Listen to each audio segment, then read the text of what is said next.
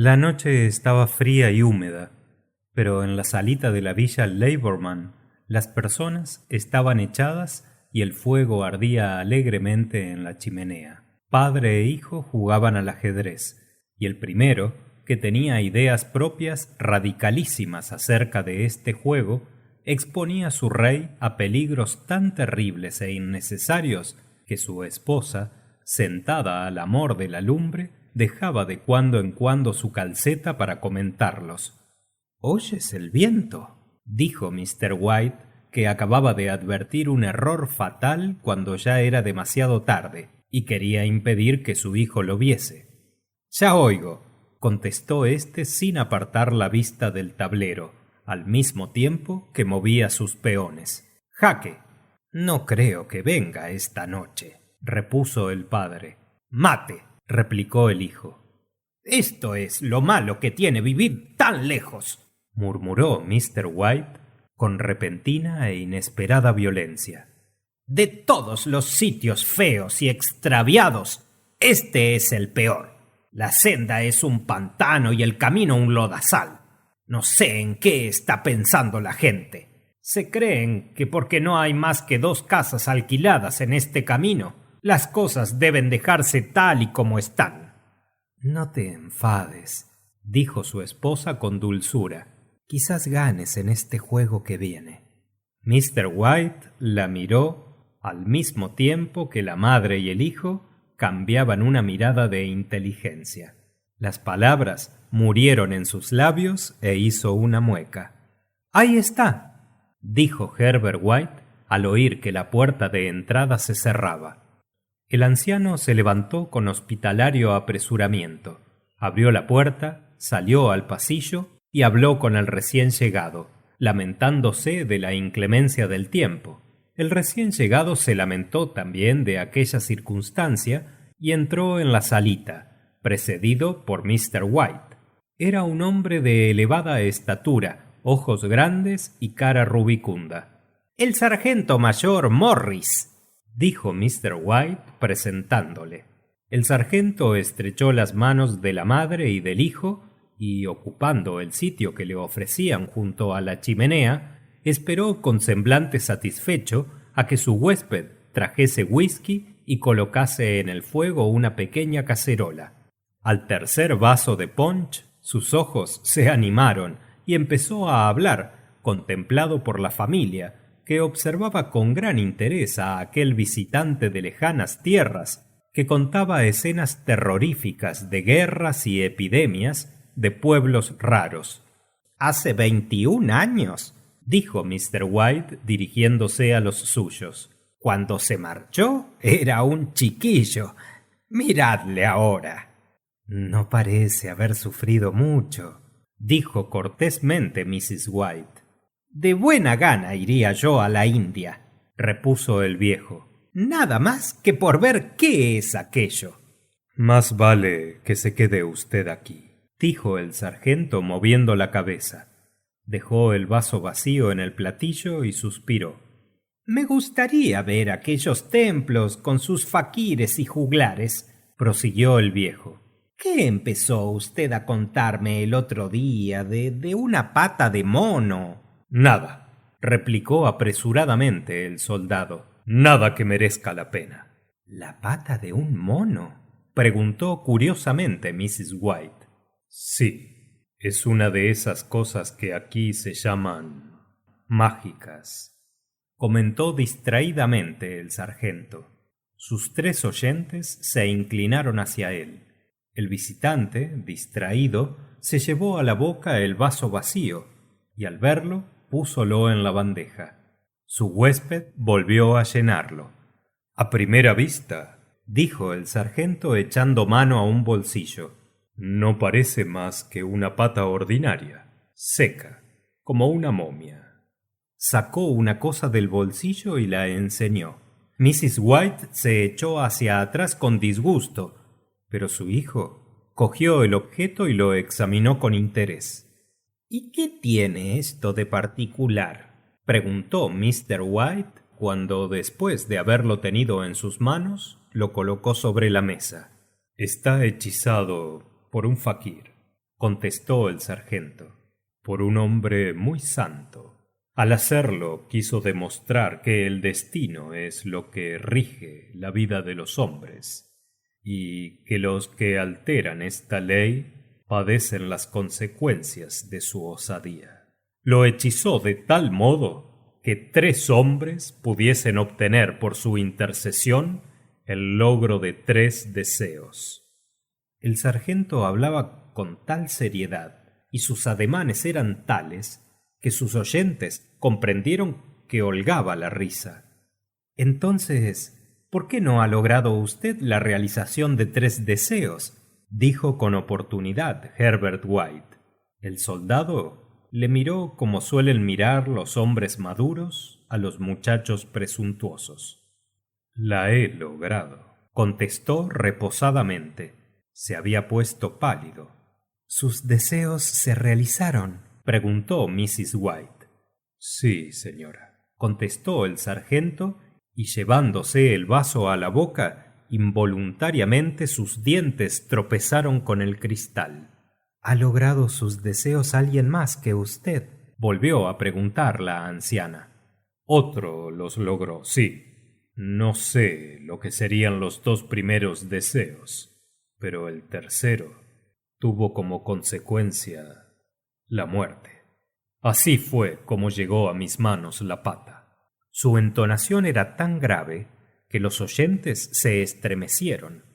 Si usted ha pedido ya 3 cosas, para nada le sirve, dijo el anciano al cabo de un momento.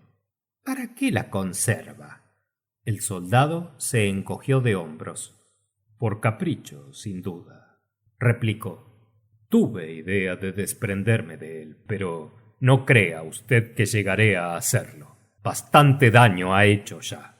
Además, ¿quién va a comprarlo? Los unos se figurarán que es un cuento de hadas. Los otros querrán probar antes la eficacia del talismán. Si pudiera usted pedir otras 3 cosas, ¿las pediría?, preguntó Mr. White mirando con fijeza a su interlocutor. No lo sé, repuso éste. No lo sé. Cogió la pata y de repente la arrojó al fuego. White lanzó un grito, se levantó y sacó de la lumbre el misterioso talismán. Mejor hubiera sido quemarlo, dijo el soldado con voz solemne. Morris, si usted no lo necesita, démelo a mí. No, lo he tirado al fuego, respondió el soldado. Si se queda usted con él, no me culpe de lo que ocurra. Tírelo al fuego otra vez. Su interlocutor movió la cabeza y examinó detenidamente su nueva pertenencia. ¿Cómo hacía usted?, preguntó. Cogerlo con la mano derecha y expresar en alta voz el deseo, contestó el sargento. Pero cuidado con las consecuencias. Parece un cuento de las 1001 noches, dijo Mrs. White levantándose y disponiendo la cena. ¿Qué le parece si deseara yo tener 4 manos en vez de 2? Su esposo sacó el talismán y los otros 3 se echaron a reír, menos el sargento que, con muestras de alarma, le cogió por el brazo. Si quiere usted desear, dijo ásperamente, desee algo que merezca la pena. Mr. White se guardó el talismán y, colocando las sillas, invitó a su amigo a que se sentase a la mesa. Durante la cena se olvidó el talismán y después de ella la familia escuchó con sumo interés otro capítulo de las aventuras del sargento en la India. Si el cuento de la pata del mono es tan verdadero como los otros que ha contado, dijo Herbert cuando se hubo marchado el huésped, no haremos gran cosa con el talismán. ¿Le diste algo por él?, preguntó Mrs. White mirando fijamente a su esposo. Una pequeñez, repuso éste poniéndose algo colorado. No quería aceptarla, pero se la hice tomar a la fuerza. Lo que sí me repitió es que la tirásemos. ¡Eso es!, dijo Herbert, haciendo que se horrorizaba. Ahora que vamos a ser ricos, célebres y felices. Desea ser emperador, padre. Empieza por ahí, y así no dirán que te domina tu mujer. Mr. White cogió el talismán y pareció dudar. No sé qué desear, dijo lentamente. Me parece que tengo todo lo que necesito. Con pintar la casa se daría usted por contento, ¿no es eso?, dijo Herbert poniéndole la mano en el hombro. Ahí tiene usted un deseo que formular. Pida 200 libras, que es lo necesario. Su padre, sonriendo algo avergonzado de su propia credulidad, cogió el talismán, en tanto que su hijo, con rostro solemne, desvirtuado por una seña a su madre, se sentaba al piano y dejaba oír unas cuantas notas impresionantes. Deseo 200 libras, dijo el anciano con voz clara. Los acordes del piano saludaron estas palabras. De pronto, el anciano lanzó un grito. Su mujer y su hijo corrieron hacia él. ¡Se ha movido!, exclamó mirando con disgusto la pata de mono que yacía en el suelo. Al expresar ese deseo, se estremeció en mi mano, lo mismo que una serpiente. Bueno, pero yo no veo el dinero, le contestó su hijo recogiendo el talismán y colocándolo en la mesa. Será ilusión, dijo Mrs. White mirando con ansiedad a su marido. Este movió negativamente la cabeza. No ha sido nada, dijo, pero así y todo me ha hecho impresión. Se sentaron junto a la chimenea mientras los dos hombres acababan de fumar sus pipas.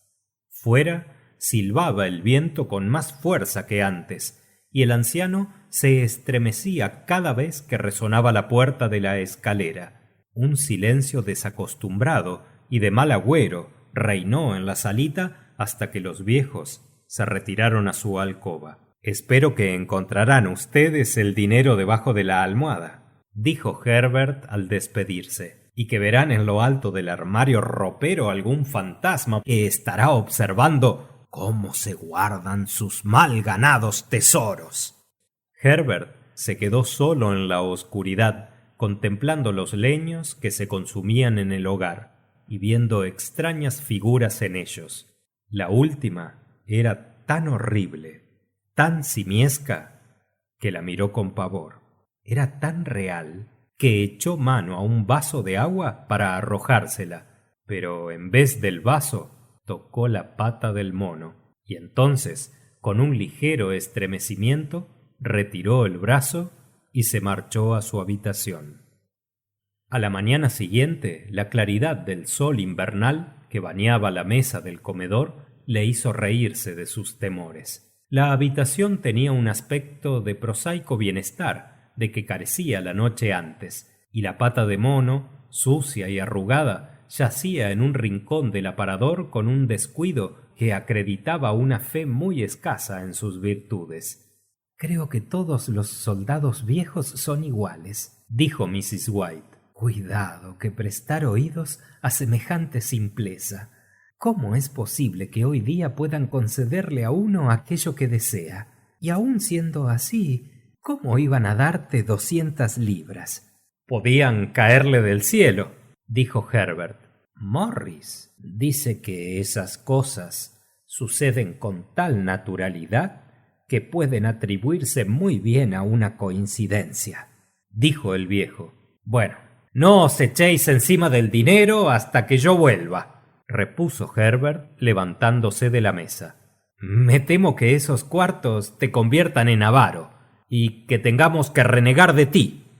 Su madre se echó a reír y, acompañándole hasta la puerta, le siguió con la mirada hasta que desapareció camino arriba. Luego, volviendo al comedor, se divirtió mucho a expensas de la credulidad de su marido, lo cual no fue obstáculo para que acudiese presurosa al campanillazo del cartero, ni para que hiciese alusión a los sargentos retirados de malas costumbres cuando vio que el correo no les traía más que la cuenta del sastre. Ya tiene Herbert nuevos motivos de burlarse, dijo Mrs. White cuando se sentaron a almorzar. Pues yo he sentido que el talismán se movía. Sería capaz de jurarlo, replicó Mr. White. Sería ilusión tuya, observó la anciana. No, no fue ilusión. Yo no podía siquiera figurármelo. ¿Qué pasa? Su esposa no respondió. Estaba observando los misteriosos movimientos de un hombre que, parado frente a la casa, miraba de cuando en cuando hacia ella, como si no se decidiese a entrar. Relacionando mentalmente este hecho con las 200 libras deseadas, observó que el forastero iba bien vestido y llevaba un flamante sombrero de copa. 3 veces se detuvo delante de la puerta y otras tantas se apartó de ella. A la cuarta pareció decidirse y empujándola penetró en el zaguán. Mrs. White se quitó apresuradamente el delantal, lo ocultó debajo del cojín de su silla y recibió al forastero, el cual no parecía hallarse a sus anchas, y escuchó con aspecto preocupado las excusas que le dio la anciana por el desorden de la habitación y por el traje de su esposo, que era el empleado para los trabajos de jardinería. Dicho esto, Mrs. White esperó, con toda la paciencia de que es capaz su sexo, a que el forastero dijese cuál era la causa de su visita, pero el visitante siguió callado. Me han dicho que venga, dijo por último, y se detuvo para quitarse un hilacho del pantalón. Vengo de parte de Mo y Megis. La anciana le miró sorprendida. ¿Qué sucede? Preguntó muy asustada. ¿Le ha pasado algo a Herbert? ¿Qué ha sido? Mr. White se interpuso. Siéntate, dijo, y no te pongas en lo peor. Trae usted malas noticias, ¿no es eso?, añadió mirando fijamente al visitante. Tengo el sentimiento, empezó éste. ¿Está herido?, preguntó la madre con desesperación. Muy mal herido, repuso el visitante bajando la cabeza, pero no sufre. Gracias a Dios, exclamó la anciana cruzando las manos. Gracias a Dios. De pronto comprendió el siniestro significado de aquella afirmación y, fijando la mirada en el alterado rostro del visitante, sus temores se confirmaron. Contuvo sus sollozos y asió la mano de su marido. Hubo una larga pausa. Le cogió la máquina, dijo el visitante con voz apenas inteligible. ¿Le cogió la máquina?, repitió Mr. White, presa del espanto. Sí, le cogió la máquina. Miró por la ventana con ojos que no veían, y luego estrechó la mano de su esposa entre las suyas, como solía hacerlo 40 años antes, cuando era novio de ella. Era el único que nos quedaba, dijo, volviéndose cortésmente hacia el visitante. Es muy duro. Su interlocutor tosió y, poniéndose en pie, se aproximó a la ventana. La razón social Mo and Meggins me ha encargado que dé a ustedes su más sincero pésame. Yo no soy más que un servidor de la casa y tengo que obedecer las órdenes que me dan mis jefes. No hubo respuesta. El rostro de la anciana estaba profundamente pálido. Tenía la mirada asustada y su respiración no se oía. La cara de Mr. White tenía una expresión análoga a la de su amigo el sargento el día que se batió por primera vez. Iba a decir, continuó el forastero, que Mo y Meggins declinan toda responsabilidad, pero teniendo en cuenta los servicios de su hijo de usted, desean ofrecerle una cantidad a título de indemnización. Mr. White oprimió la mano de su esposa y, poniéndose en pie, miró horrorizado al que así le hablaba. Sus secos labios dejaron oír esta palabra. ¿Cuánto? 200 libras, fue la respuesta. Entonces, sin oír el grito de su esposa, el anciano se sonrió, abrió los brazos y cayó al suelo sin sentido. Los ancianos enterraron a su hijo en el inmenso cementerio nuevo, que estaba a 2 kilómetros de distancia, y regresaron a su casa sombría y silenciosa. Había sucedido todo tan deprisa que apenas podían darse cuenta de que fuera verdad, y seguían esperando que sucediese algo que les quitase de encima un peso demasiado grande para sus corazones. Pero los días transcurrieron y la resignación sustituyó a la espera. Esa resignación desesperada de los viejos, que algunos llaman apatía. A veces apenas cruzaban 2 palabras, no teniendo nada que decirse, y los días se hacían insoportables. Una semana después, el anciano se despertó de noche, extendió el brazo y se halló solo. La habitación estaba en tinieblas y el rumor de contenidos lamentos llegaba desde el balcón. Se incorporó y escuchó. Ven, dijo con ternura. Vas a coger frío. Más frío tiene mi hijo, contestó la anciana y siguió llorando. El rumor de sus suspiros se extinguió en los oídos del viejo. La cama estaba caliente. Tenía sueño, y éste se apoderó de él. De pronto, un grito de su esposa le despertó asustado. ¡La pata!, gritaba. ¡La pata de mono! ¿Qué ocurre?, acertó a preguntar Mr. White. La anciana, tambaleándose, se acercó al lecho.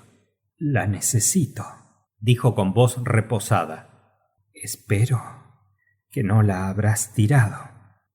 Está en la sala, sobre el aparador, contestó Mr. White sorprendido. ¿Para qué la quieres? Su esposa, gritando y llorando al mismo tiempo, le abrazó.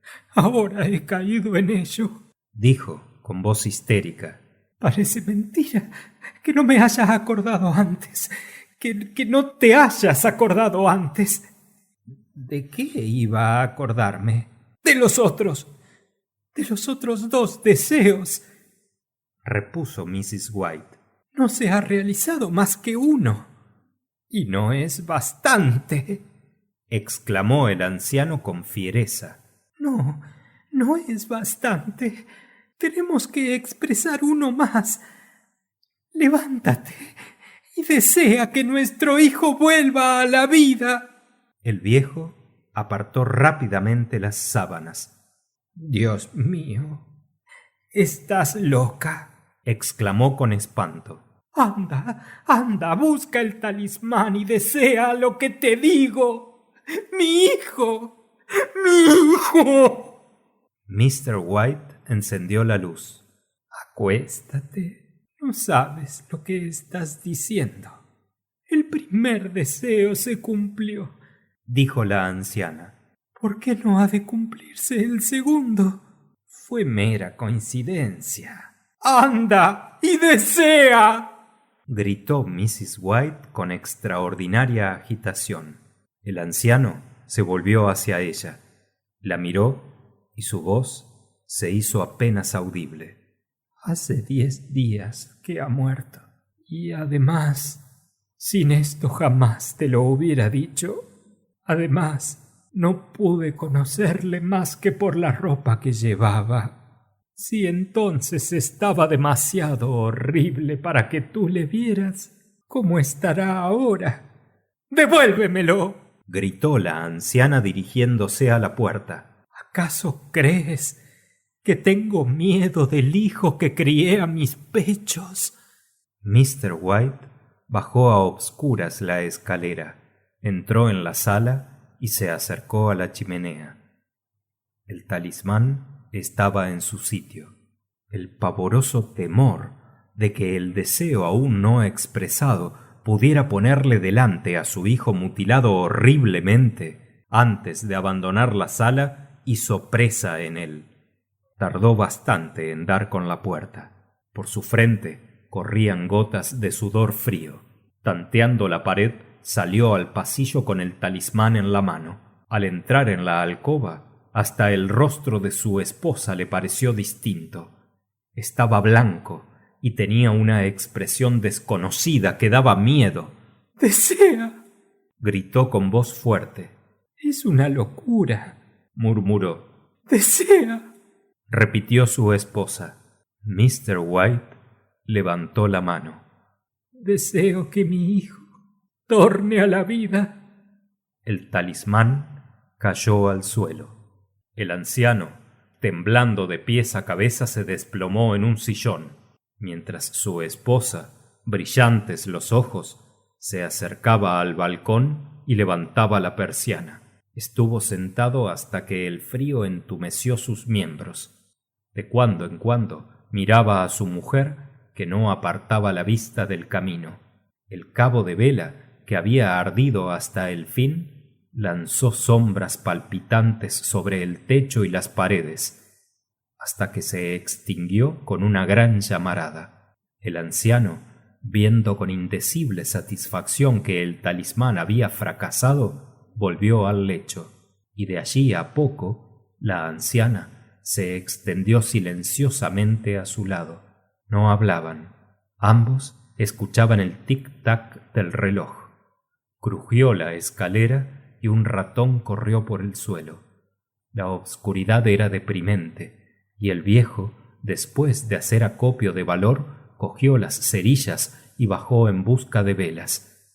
Al pie de la escalera se quedó a obscuras, y cuando iba a encender otra cerilla, un golpe, apenas perceptible, sonó en la puerta de la casa. Las cerillas se escaparon de sus manos y se esparcieron por el suelo. Quedó inmóvil, sin respirar, hasta que sonó otro golpe. Entonces huyó, entró en la alcoba y cerró la puerta. Un tercer golpe resonó en toda la casa. —¿Qué es eso?